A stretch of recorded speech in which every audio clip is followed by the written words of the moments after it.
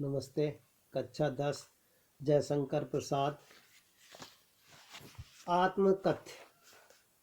आत्मकथ्य क्या होता है?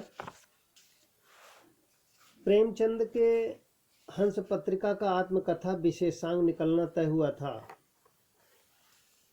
प्रसाद जी के मित्रों ने आग्रह किया कि वे भी आत्मकथा लिखें। प्रसाद जी इससे सहमत न थे। असहमत के तर्क से पैदा हुई कविता है आत्मकथ्य। यह कविता पहली बार 1932 में हंस के आत्मकथा विशेषांक में प्रकाशित हुई थी। छायावादी शैली में लिखी गई इस कविता में जयशंकर प्रसाद ने जीवन के यथार्थ एवं अभाव पक्ष की मार्मिक अभिव्यक्ति की है। छायावादी सूक्ष्मता के अनुरूप ही अपने मनोभावों को अभिव्यक्त करने के लिए जयशंकर प्रसाद ने ललित, सुंदर एवं नवीन शब्दों और बिंबों का प्रयोग किया है। इन्हीं के शब्दों एवं बिंबों के सहारे उन्होंने बताया कि उनके जीवन की कथा एक सामान्य व्यक्ति के जीवन की कथा है। इसमें ऐसा कुछ भी नहीं जिसे महान और रोचक मानकर लोग वाह वाह करेंगे। कुल मिलाकर इस कविता में एक तरफ कवि द्वारा यथार्थ की स्वीकृति है तो दूसरी तरफ एक महान कवि की विनम्रता भी। आत्मकथ्य में आत्मा के द्वारा कहे गए विचारों का वर्णन होता है। मधुप गुनगुना कर कह जाता है, कौन कहानी यह अपनी। यह भौरा गुनगुनाता हुआ कुछ अपनी कहानी सुनाता है। इस प्रकार मुरझा कर गिर रही पत्तियां देखो कितनी आज घनी। जब बसंत ऋतु आती है पत्तियां मुरझाकर गिर जाती हैं।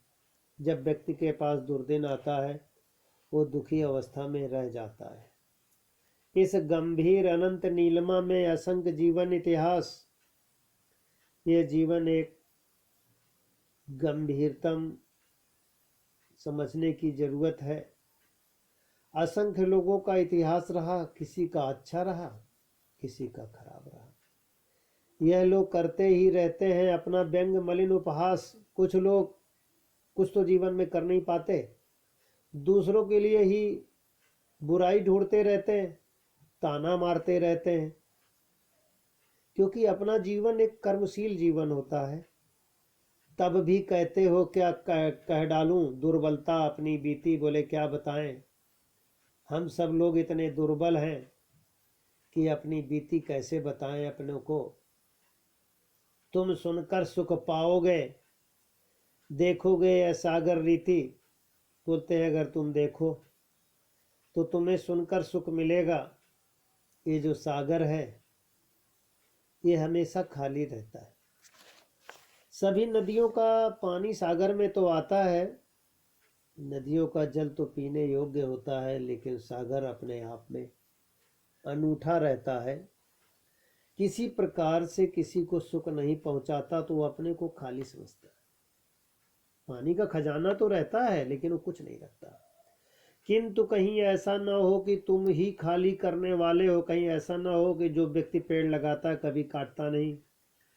कुछ परिस्थितियों में माताएं पुत्रों को आगे सुख देती हैं, लेकिन कभी कभी पुत्रों के दुर्दिन के कारण, दुर्बल के कारण उसे सोचती हैं। अपने को समझो, मेरा रस ले अपनी भरने वाली। बोले क्या बताएं, अपनों को समझो।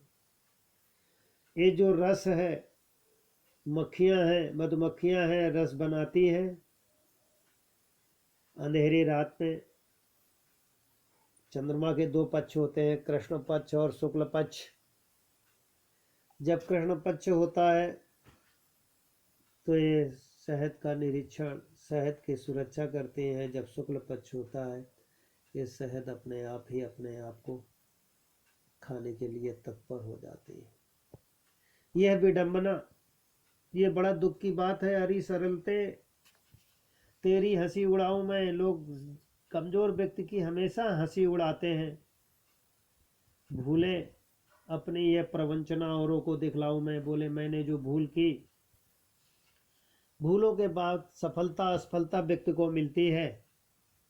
और जब सफलता मिलती है तो लोग उसको जय जयकार करते हैं, जब असफलता मिलती है तो प्रवंचनाएं वो दूसरों के प्रति औरों को दिखलाता है और औरों के प्रति उसे समझ में आता है। उज्जवल गाथा कैसे गाऊं मधुर चांदनी रातों की, बोले हे ईश्वर, जो लोग अच्छे कर्म करते हैं उनकी गाथाएं गाई जाती हैं, परंतु जो कर्म नहीं करते उनको लोग, अरे खिला खिला हंसने वाले उन बातों को, बोले हैं जिस संसार में लोग हंसते हैं समय बिगाड़ने पर। विद्यार्थी कविता को लिखेंगे, याद भी करेंगे।